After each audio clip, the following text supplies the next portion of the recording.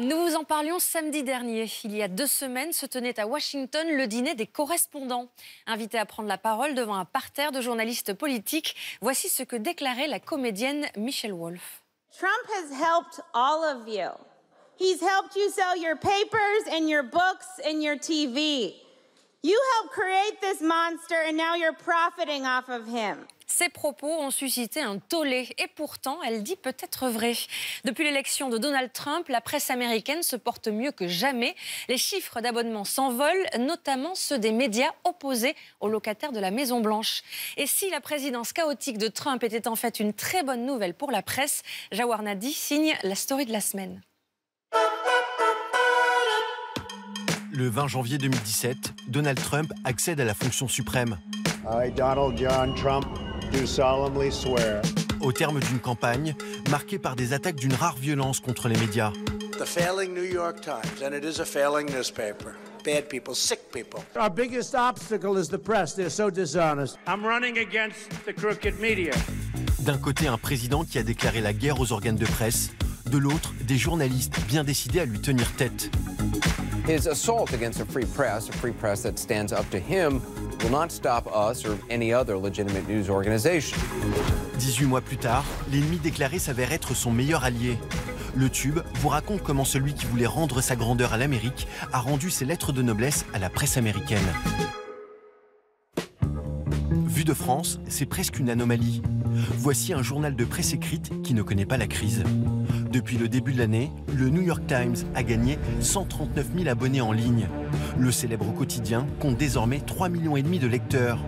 Pour John William Alsop, journaliste à la Columbia Journalism Review, derrière ces résultats en hausse, un homme, Donald Trump. Je pense que d'une certaine manière, la présidence de Trump a bénéficié au New York Times. On le voit, ils ont plus d'abonnés qu'auparavant. On peut parler d'un effet Trump. Plus généralement, je pense que Trump a réussi à créer un intérêt autour de la politique. Comme l'a très bien résumé un éditorialiste du Washington Post, et je le cite, « Nous ne sommes pas en guerre, nous sommes au travail ». Face à un président qui ne supporte pas la critique, les journaux ont intensifié leur couverture de la Maison-Blanche, multipliant les scoops et les révélations.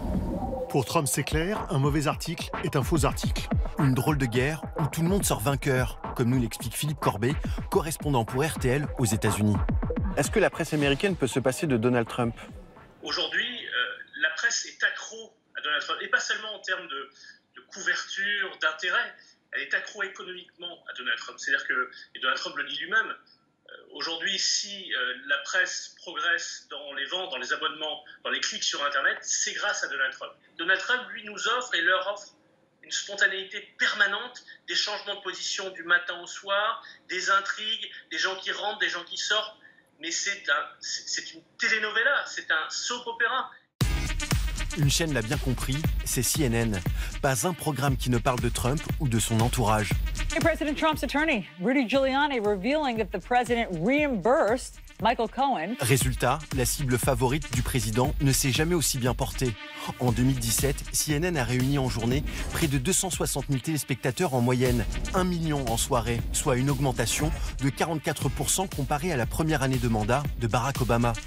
Pour Alex Veprin, journaliste à Mediapost, les attaques de Trump contre CNN n'ont pas eu l'effet escompté. Les journalistes de CNN sont en fait galvanisés.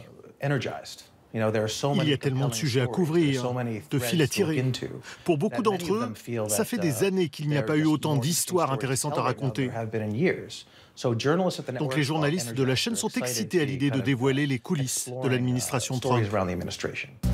Si la presse anti-Trump fait recette, qu'en est-il des médias conservateurs? Dans la course à la Maison-Blanche, un site a joué un rôle déterminant dans l'élection de Donald Trump. C'est Breitbart.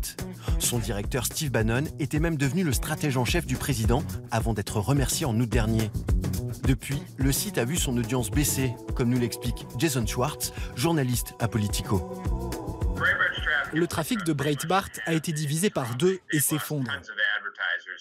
Ils ont perdu beaucoup d'annonceurs à cause d'une campagne de boycott. Ils connaissent beaucoup de problèmes actuellement, notamment en termes de trésorerie. De riches donateurs les soutiennent, mais ils vont probablement arrêter. Donc, si on vous propose d'investir chez eux, j'y réfléchirai à 2 fois à votre place. De son côté, Fox News, média pro-Trump, continue de signer des audiences records.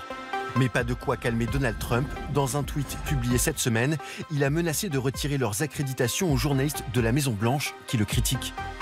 Entre Trump et les médias, la hache de guerre n'est pas prête d'être enterrée.